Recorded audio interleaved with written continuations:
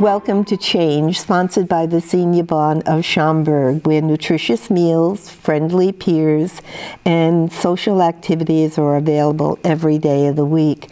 And under the able direction of Marina Lvovich, the cost and location are available to all. And we do meet once a month to reflect on the past and discuss how it influences the present. Our program today is about travel, past, present, and hopes for the future. I'd like to introduce our panel. We have Renata Rickaban, who has been a panelist several times, was born in Italy, and she now lives in Schaumburg. Previously, she was an executive secretary administrator, account support rep, and meeting planner. At present, she has been involved in many part-time jobs. She never stops. She has traveled to Europe, Africa, Australia, and North and South America. And we have Rosalie Tectil, who was born in Chicago and now lives in Roselle. She was a former human relations manager, interesting to know, and has traveled to Europe, Russia, Alaska, and the Caribbean. Joan Sullivan Risen was born in Elizabeth, New Jersey, an Easterner like me. We speak the same language. We do. And she now lives in Schaumburg, and she is a retired teacher and has traveled to Europe, South America, Asia, Australia, North America, and Central America. And as you can see, as a group, we've covered all the continents except Antarctica. Okay. When we ask what is travel, according to the dictionary, is to make a journey, typically of some length and to a distant or unfamiliar place. And Confucius says that the journey of 1,000 miles begins with a single step. And people travel for many reasons. Some seek new experiences or adventures, others seek entertainment or education.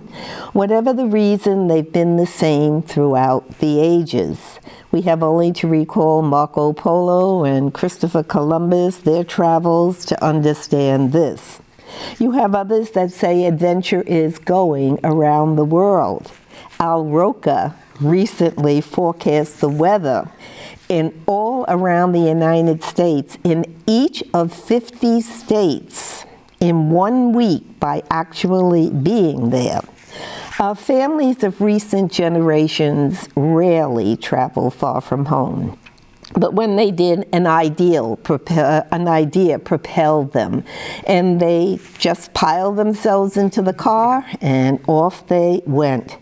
However, times have really changed, as we all know. Yes, families, they still travel, but this times they're aided by a computer, but more often by a tourist agency or company.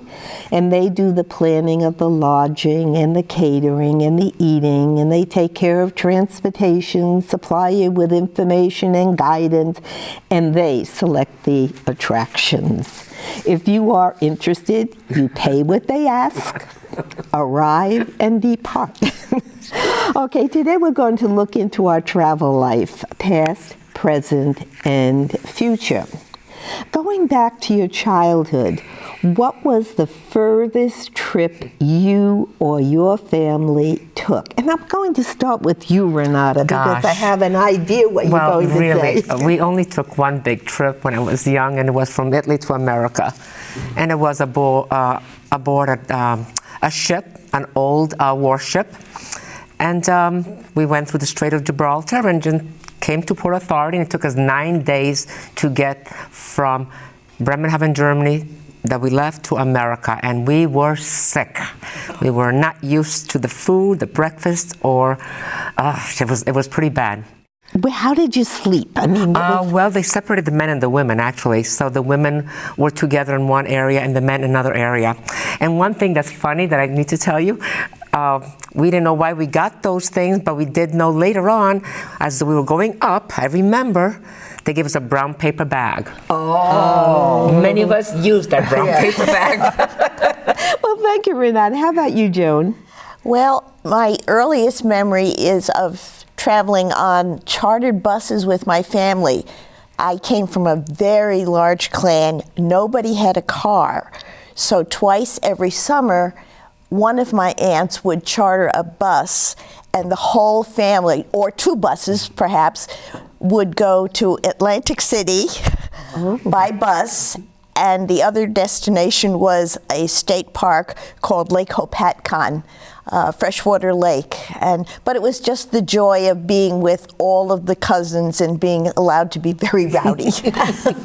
How wonderful. And there wasn't any gambling in No gambling. Atlantic City at that particular time? No, checkers was the wild. We would play games on the floor of the bus. And I know you are coming from a very traditional family of the times because you didn't travel. Can you tell us why? Well, my parents owned a mom and pop store, like one of the convenience stores. It was open 7 days a week, 24 hours a day. And no, that wasn't 24 hours a day. It was, full. They closed about 11, 12 o'clock at night.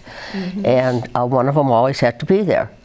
So they closed the store one day a year for a major Jewish holiday, and that was it. The only other place I ever went, I would go with my father to the bank or to the West Side to visit his parents. That's all. Traditionally, many families, especially with us that were born during the Depression years, that was the way of life. You did not travel. Grandma's house, your aunt's house, but basically we did not go too far. Now, you mentioned you came by boat. You went traveling on a bus. Did anybody take a plane during that as a child? No. Train. A train. Took the train. Okay. We went from Italy to Germany on a train and, traveled by train.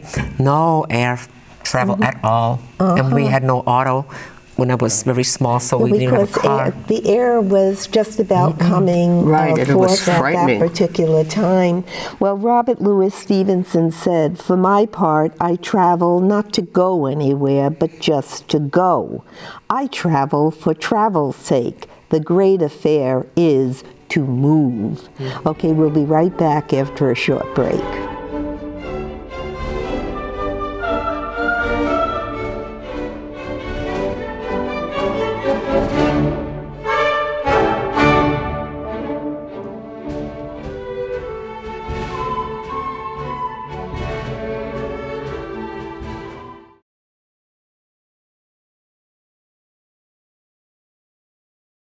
Now that we're a little bit older, times and experiences have really changed. What was the most interesting place that you visited in the world, and why did you consider it interesting? Joan? I find it hard to pick one place that's the most interesting because so many of the places have intriguing facts about them for different reasons. I was lucky enough to visit the excavation in Xi'an, China, which was overwhelming. Mm-hmm. I've been to Machu Picchu, which was interesting for another reason altogether. And one of the places that I always wanted to go was the Hermitage in Russia. I was there. And it's amazing. Each one has a very different call to me in my memory. Right. Could you tell us something about the Hermitage? Well, first of all, I don't want to be an I know better. It's called Hermitage, as far as I know. Okay. They have millions and millions of pieces. Excuse me, and it's mostly put away. One thing that bothered me was they had this beautiful artwork by Monet and everything, and the sun was shining in right onto all these beautiful pictures. They didn't let you wear shoes. They gave you booties to walk around. But I think I told you the story that when we'd visit my grandparents, they had brought from Russia this little carriage, a porcelain carriage with a horse, and it was white with gold trimming around it. And when I got to the Hermitage, there I see it inside a glass case. Oh my. I don't know what happened to it, but obviously it was would have been worth a lot of money. It wasn't yours in the glass case, though. No, I don't think so. Well, who knows? After they died, you know, and they cleared out the house. I don't know. Yeah, that could have been donated or Yeah. something like that. Boy, that would have been a treasure to have. Wow. Yes. Yeah. My gracious. I think I almost passed out. Well, you know, Joan, you mentioned Machu Picchu, and I know that you've Yes, been I've there. been What there. did you find of interest there? I would say that is, it was like a dream, because when we went early in the morning before the sun was up. So the clouds and the fog was still over the city, so you didn't see anything. But once the sun came out and the fog lifted, it was like the city appears. Wow. And I get the chills just thinking about it. It was like a dream. Like, think of Brigadoon, similar. But the beauty of Machu Picchu is something that you really can't even explain. But you have to be there when the fog lifts and the sun comes out, and then the city comes to life, and it's huge. Oh, sounds like the Grand Canyon. That's another beautiful place, yes. You want to add anything to that? No, I Mike? think she's pretty well given a very colorful description of the place. Did you walk up all the all the stairs? Everything. Wow. Yeah, that's what I was going to ask. How did you get there? How long did it take you to get there? It's a while up and down, because you're up on the mountain almost, and you go all the way down, and it's a lot of walk. You need to be, you know, Good shape. in good shape. My age, I'll probably look up and say, oh, there Oh, it is. I think that you would outdo all of us. I'm getting to a point.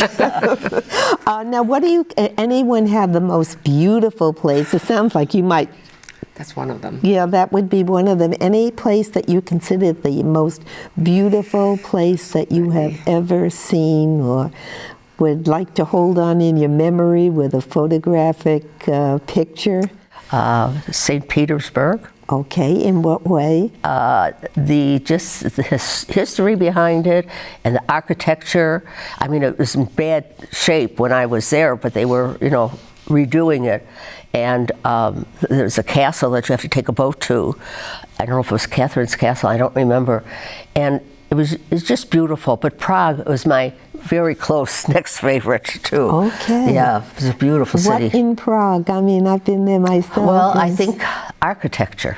Oh, okay. You know, Yeah. I just love looking at old buildings, and Prague had the very, very old Jewish cemetery that was falling apart, but you couldn't go in. But then they have a new one, and Kafka was buried there. I went in for a little bit, and it was very nice, and you had all the headstones. And It seems your travels mostly are family related with your background and tradition going to Maybe Russia so. and to Prague, which Yeah. is really wonderful.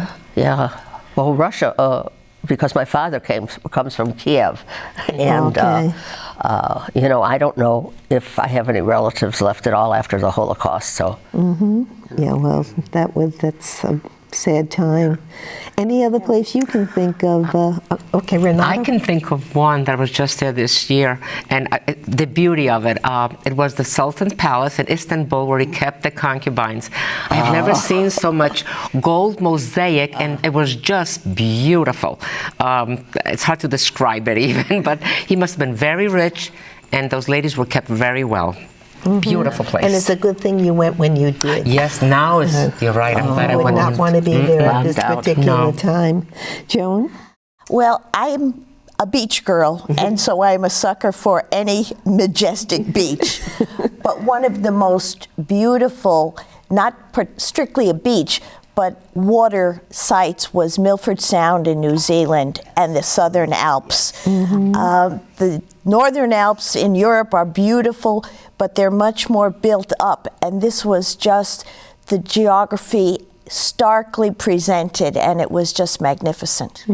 Were you on the same trip? And the sound, Okay, just so your fabulous. memories coincide, Fabulous. with each other, which Yes. is so nice. So, is there any exotic place that you've gone to? Somebody has been to Africa. Who was there? Me. Okay. I don't know about exotic. I mean, we were in the Serengeti and the Gora Gora Canyon. It was just amazing seeing the animals, and you see that on TV, on the travel channels, and I was there, and it's like, wow, I'm in the Serengeti, and there are the animals. So exotic, it's something that, you know, once in a lifetime, I think. Right, right. And now you went to the Caribbean. Was it a cruise? Several cruises. Yeah, okay. And what do you suppose was the most interesting thing that you saw on the cruise? I know you didn't stay on the boat 100% of the time. Well, I remember loving Barbados because the kids were so beautiful. They were dressed in their little light blue shirts and dark blue pants, and so clean, and you know, that was very nice. And I think even cruises, no matter where you go, are just simply wonderful. Well, even Batuta said, traveling, it leaves you speechless, but then it turns you into a storyteller, and we just found that out now. We'll be right back after a short break. Thank you.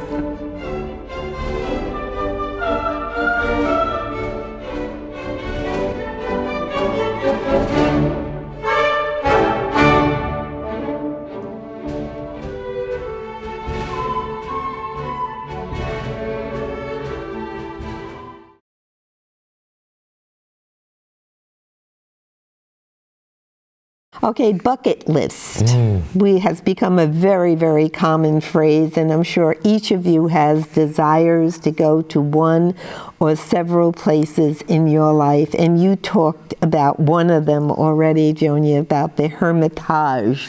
Okay, are there any other places that you may or may not go to, but you have a desire to see? Rosalie?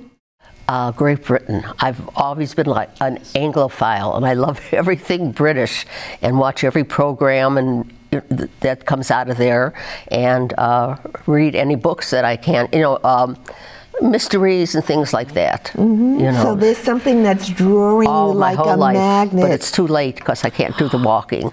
Well, you never can tell.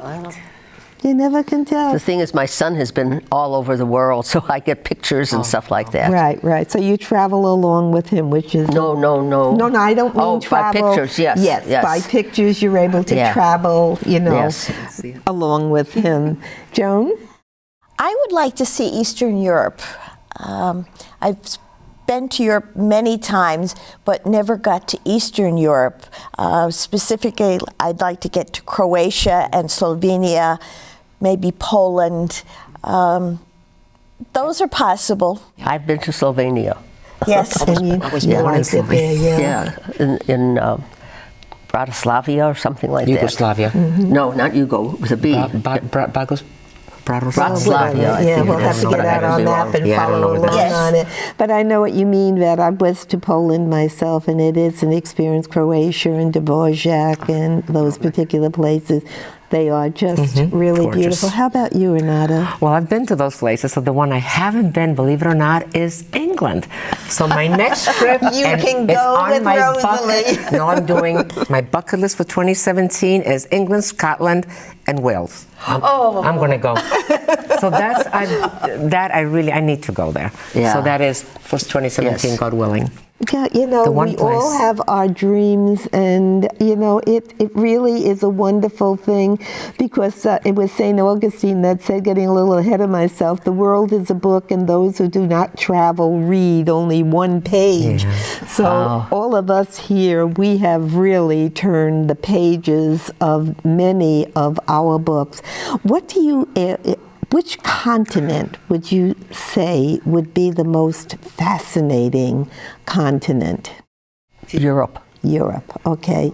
Because of the history, because you seem to be a history scholar. Yeah, well, I wouldn't say a scholar, but I do. I just watched 2 programs about the Pilgrims, and I enjoyed that very much. So I guess I do like history. That kind of runs in my family. Right, yeah. Oh, that seems very, very good. Well, we're going to take just a short break for a little treat. Okay, today's treat I think we're all going to like very, very much. And we'll tell the audience that we share it after the show. Okay. It starts with, you do need parchment paper. And the reason for that is you get mini pretzels. And you place the mini pretzels on the parchment sheet on a baking pan. and you're going to be putting it into an oven at 350 degrees. The next thing you need are these little Rolo. They're chewy caramels in milk chocolate, and they have a coating on them, the covering. You have to take that off, and you put it on top of the pretzel.